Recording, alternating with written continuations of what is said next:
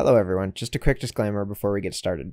I don't claim that my builds are the best in the game, and I'm sure there are better ways to optimize some of them, but be aware that I do tend to get my builds at least endgame viable. This includes things like arbitration, steel path, eidolon hunts, etc. Now that this is out of the way, these timestamps have been left here and in the description for your convenience. Feel free to skip around, but I'll start with the basics first just in case people don't know how to play this frame. Starting with the stats, so regular Chroma has 350 armor, which gives 53.84% damage reduction. Prime, you're looking at a 75-point increase from regular at 425. This gives you 58.62% damage reduction. Once we start looking at higher armor values, you'll notice there's diminishing returns. So this increase doesn't really give that much, especially when you consider one of his abilities gives him thousands of armor without armor mods. For energy, you're looking at a 50-point increase going to the Prime. This gives you a solid 300 at max rank for the Prime and 225 for non-Prime. For health, shield, and sprint speed, you're looking at stock stats for both, which isn't really a bad thing. Honestly, the difference between the Prime and non-Prime isn't too great, considering you're already at near max damage reduction cap from armor from either of them when using abilities. The biggest concern would be less energy from the non-Prime. Chroma is given from completing the star chart and making various pieces of other frames. Chroma Prime is vaulted at the time of writing at least, so you'll have to dust off some old relics or pay someone to actually get the set. Okay, moving on to abilities, starting with the passive. So we have Wing Sprout for an additional jump and bullet jump. So this is pretty straightforward. He just gets more airtime, right? He is a dragon who has wings, so it allows him to stay in the air longer. So he can bullet jump twice, and I can even do a triple jump, and that's pretty much it. Going into his first ability, exhale a deep breath of elemental destruction, tap to cycle through elements, hold cast. The chosen element applies to all of Chroma's abilities. This is partially true, it doesn't actually apply to Vex armor. So the initial drain is affected by efficiency, while drain per second is affected by efficiency and duration. Damage is of course affected by strength, while range is affected by range. One thing to keep in mind is stacking range for this ability is not typically a good idea, as it barely increases it. So each enemy hit directly by Spectral Scream's cone will also spread its effects via an elemental energy stream to one other enemy within 10 meters. So if I just cast this, as you can see, it makes a beam to another target within range. That's a base of 10 meters, and that cannot be changed with mods. So it's not particularly the best ability, but being able to cycle through all of the elements allows us to do other things with mostly R2, but technically it changes the damage type of R4 as well. It's really just not that great of an ability. Moving on to his second ability, Elemental Ward. So I'm going to give my own description for this. Chroma emits an aura to empower himself and allies as long as they stay within the range. The buff is determined by the element selected on Spectral Scream before casting. I'll go through each buff based on the element. Okay, starting with Heat. Heat provides a flat bonus to health and does an AoE attack of fire damage, which is affected by strength and range. Status chance for the Heat version is not affected by mods. Cold provides a flat bonus to armor and creates an ice shield that reflects incoming projectiles back to the source. Keep in mind that you still take damage from the incoming projectiles though. Reflected damage is amplified by the damage multiplier, which is affected by strength. Electricity provides a flat bonus to shields and converts incoming damage into electricity discharges to a target in the area. Status chance and damage multiplier for reflected damage is affected by strength. Range is affected by range. Toxin makes the base reload speed and holster rate faster. Reload speed and holster speed are affected by duration. In a 5-meter radius, you have a chance to deal toxin damage every second. This range is not affected by range mods. Damage deals 5% of the enemy's max health, but is reduced by things like enemy armor.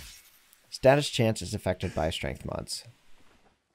Okay, moving on to Chroma's third ability, which is Vex armor. When shields are hit, Chroma and nearby allies' armor grows stronger. When health takes a hit, weapon damage increases. So the armor buff is called Scorn, while the damage buff is called Fury.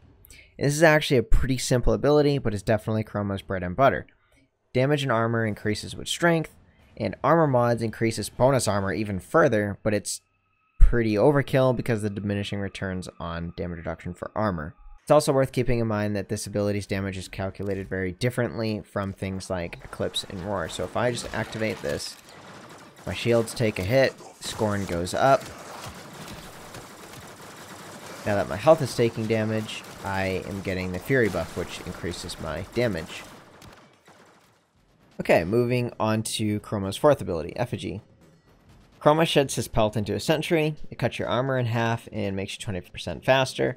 If X armor is active, the armor reduction doesn't particularly matter. Drain is affected by efficiency, while drain per second is affected by efficiency and duration. Health and damage are affected by strength mods only. Enemies killed near the sentry have a 60% additional chance to drop credits from enemies that might not always guarantee a credit drop. Credits that are dropped near the sentry give double the amount. The credit gain works good specifically for things like Profit Taker, and I wouldn't really use it for really anything else.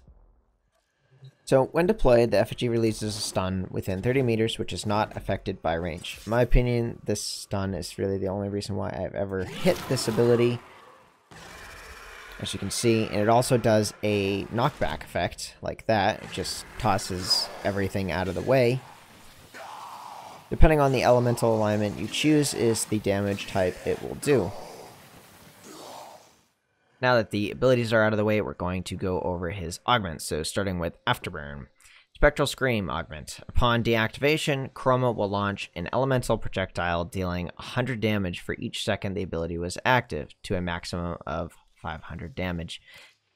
I'm going to demonstrate this ability real quick. It's pretty bad.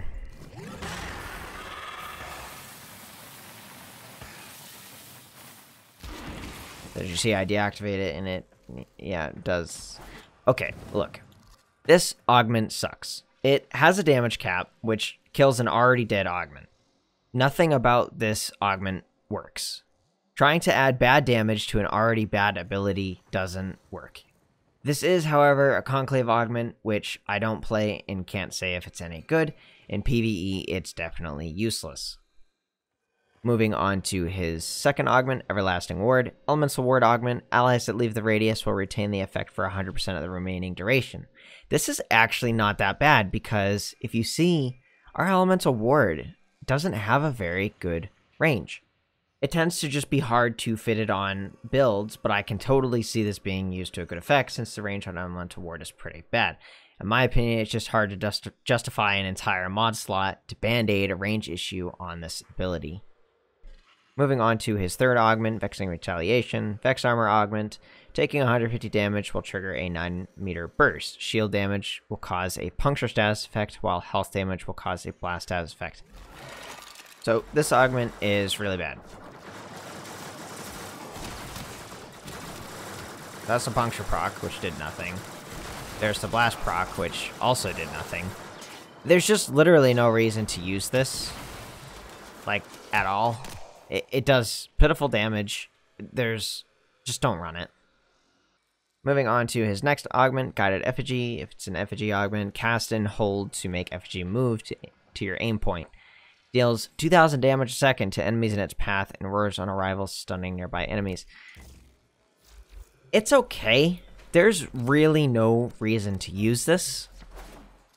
So if I cast an Effigy here, I can then have him move through all these enemies, which he'll actually proceed to do damage to. Right? So that's like, okay, it's a thing, I guess. Like, you get more utility than damage, but I just don't see this. He should already be able to reposition his effigy. This should not be an augment. I just don't see this being great in literally any scenario. At this point in the video, I like to answer the question, is this frame still path viable? Can it run arbitrations? Is it part of the Eidolon hunts? It can definitely be used on Eidolons, but lately it seems best to just use Arcubex with the Voidrig Necromech. With all of Chroma's stacked damage, he can one-shot most things on the hunts if he has a properly modded gun. He can be made incredibly tanky for Steel Path while boosting gun damage, so he can certainly work on Steel Path and arbitrations. I personally just don't. I feel that there are better options. But that, of course, is for you to decide. I'm just giving you the information to work with. Okay, just a quick disclaimer before we get into the builds. This isn't the same one at the start. This is specifically for Chroma.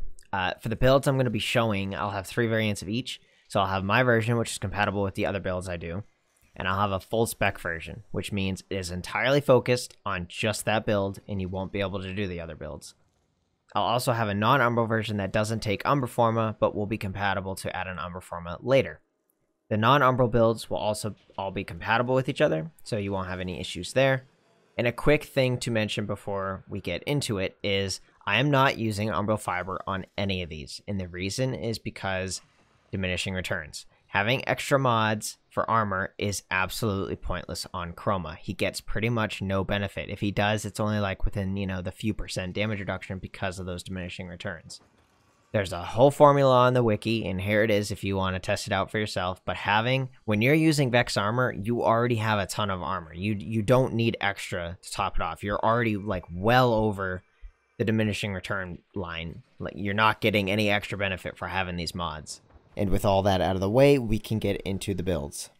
Okay, so the first build we have is for Eidolons. It's just to self-buff yourself, and it's just meant to be tanky and deal a ton of damage. I do have two other versions of this that I'll be showing. One, of course, if you don't have an Umbra Forma, and one if this is the only build you care about. So as I mentioned in the disclaimer, you won't be able to use this specific build with the other builds, but it is the optimized version. So basically you only want to run this one if this is the only build that you care about. And here is the build with no Umbra Forma. This is compatible with the other builds, but it's not nearly as strong, and you can add an Umbra Forma later. In terms of helmet, you can run whatever you want. For Eidolons, I just do Empower just to give me a bit extra damage.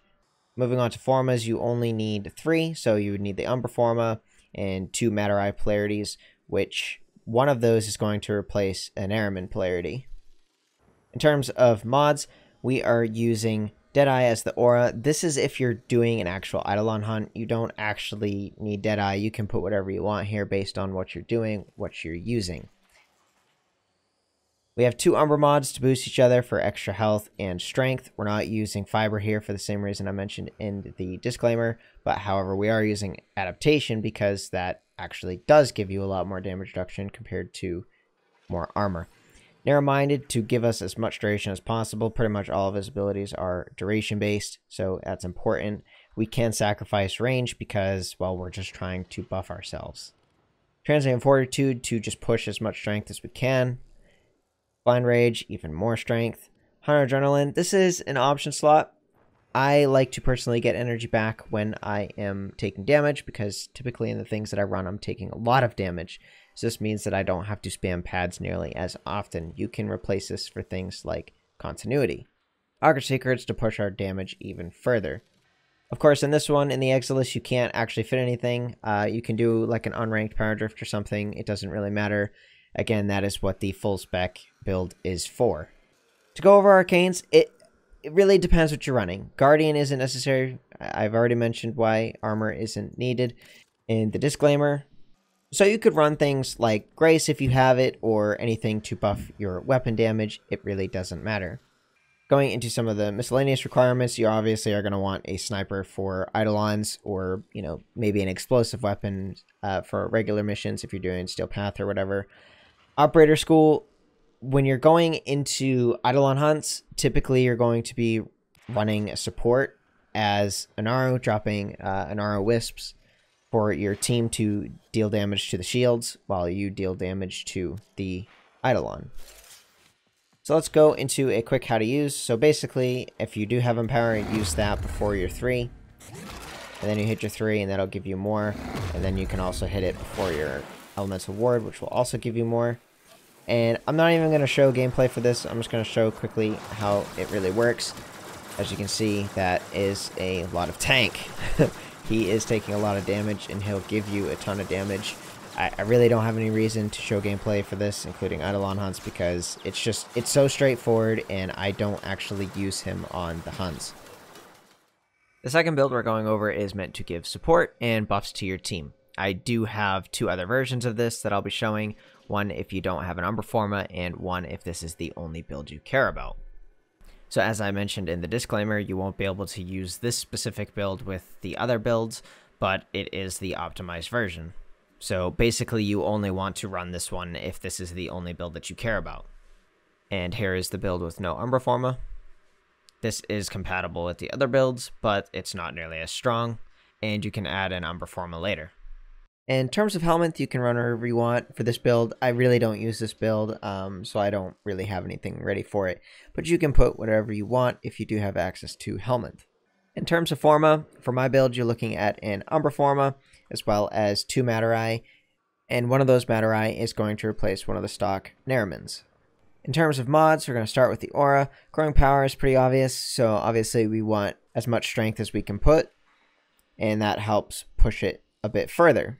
Additionally, this will give your allies extra strength whenever they apply a status effect. We're using Umbral Vitality and Intensify to get our health and strength up a bit. We have Augur Message to bring up our duration a bit, Reach to bring up our range a bit, Prime Continuity to bring up our duration, Blind Rage to bring up our strength as much as possible in one mod slot. Rage is basically just to get energy back. I mean, this, you can put whatever here if you don't like this. This is just what I could fit. And then we have Stretch to bring our range up further. And the reason why we want all this range is obviously because we want a good radius on our Vex Armor and Elemental Ward. And Elemental Ward doesn't particularly have a good radius anyway, so that is that. In the Exilus, we are using Cunning Drift just to bring our range up even more. And for Arcanes, you can run pretty much whatever you want. I just run Energize, so I don't have as many energy issues. It really doesn't matter what you run. Going into Operator School, you can run pretty much anything. I like to be able to give myself energy, so I do run Zenuric. So in terms of how to use, this is pretty much like the last one. I'm not really going to go too much in depth. Basically, you just give your allies buffs. There's really not much to it. If you don't know what these buffs are, you need to watch the beginning of the video where I go over the abilities. So really all you do is spawn some enemies, apply your buffs, these buffs go to your team, and that's pretty much it. I'm not going to show gameplay for this because it's kind of like self-explanatory, but that is pretty much the gist of it. The third build we're going over is a Profit Taker build. I do have 2 other versions of this that I'll be showing, one if you don't have an Umbra Forma, and one if this is the only build you care about. So as I mentioned in the disclaimer, you won't be able to use this specific build with the other builds, but it is the optimized version. So basically you only want to run this one if this is the only build that you care about. And here is the build with no Umbra Forma. This is compatible with the other builds, but it's not nearly as strong, and you can add an Umbra Forma later. It's also worth mentioning here that you can replace Handspring for Power Drift if you do have Spellbind for Helminth. So in terms of Helminth, the only thing really worth using here is Spellbind. That way you don't have to run things like Handspring. If you cast this on yourself, you become immune to knockdowns and staggers, which is a huge issue in the Profit Taker fight. In terms of Forma, you're looking at 3, an Umbra Forma, 2 Materai, and one of those Materais is to replace one of the default Neremans. In terms of mods, we're going to start with the Aura. So I have Steel Charge just to be able to make everything fit. This isn't the most ideal thing to have, but it works. We're using 2 Umbra mods, Umbra Vitality and Intensify, as they strengthen each other to give health and strength. We have Adaptation at 8 out of 10 because 8 out of 10 is pretty much the same as 10 out of 10. The only thing you're losing is 2 seconds, and you need to get shot an additional time to get the full stack. It's really not a big deal. We need to be able to fit it in this build, and this is the only way we can do this. We have Narrow-Minded to increase our duration. All of his abilities really need that duration. It's important to keep that up. Minus Range, we're just trying to buff ourselves. It is what it is. Transient, we're trying to bring up our strength as much as possible. Sucks that it brings down the duration, but it is what it is. It's a price to pay. It's a corrupted mod after all. Blind Rage, same situation. A lot of strength. Sucks that it's minus efficiency, but it is what it is. Hunter Adrenaline, this is optional. You could definitely run something like Continuity in place of this. I just like to not have to spam pads too much, and you're always pretty much taking damage, so you might as well get some energy back for taking that damage. And I'm using Flow because I just like to have extra energy to work with. In terms of Arcanes, this is totally optional. I am just running what I have because frankly, I don't have much. It is what it is. You can use things that increase your crit chance. Those tend to be pretty good. You can run things that give you health back, like Grace. Sorry, I hit my mic there. But it's totally optional. Anything that is giving you extra damage is ideal. Going over some misc requirements, it's pretty much just run the weapons that you would for Profit Taker. I'm not going to do a guide on Profit Taker within this Chroma guide, But later, I do have a plan to eventually do a Profit Taker guide. And all of the weapons that are ideal for that will be in there. In terms of Operator School, you can really run whatever. I mean, Zenuric is okay for energy. It's really not something you need. Matarai will give you extra damage, technically, with the Phoenix Talons and Phoenix Spirit. Vazarin, if you're running with a group, they can get you up instantly if you have Mending Soul, and you can get your team up instantly. And that is pretty much that. So, in terms of how to use, it's just your typical, you get into a fight. Actually, you know what? Let's just roll some footage. So, first thing we're going to do when we get into the Profit Taker fight is, of course, get to him. And then as soon as we stop, we're going to put our 3 active so we can start absorbing damage to get more armor and damage. Once this is up and you have enough energy, you want to also cast your 2 and your Spellbind if you have it. But as you can see here, I'm doing quite a bit of damage with Chroma. And that was actually my weakest one that I have. Redeemer does really good. Now we move on to the phase where we need the Arch Gun.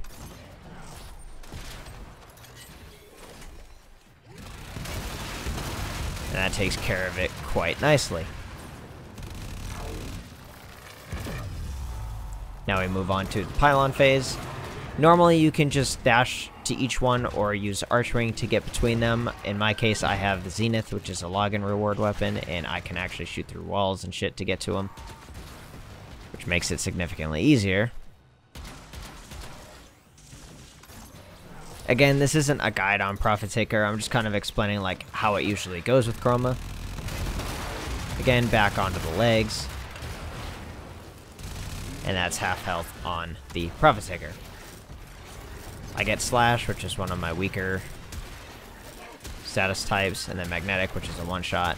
Impact, which means I'm going back to my Euphona eventually. It's very important to keep all your buffs up so that you're not taking, you know, unnecessary magnetic procs and staggers.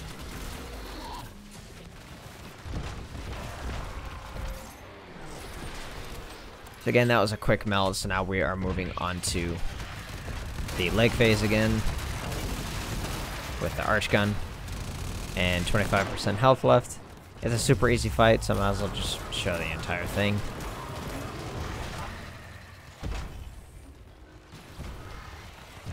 Back to the pylons, which I'm taking down extremely quick because Chroma's damage.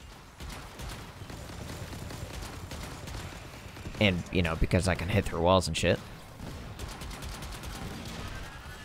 Took care of that Vara real quick. Gonna switch to my Redeemer.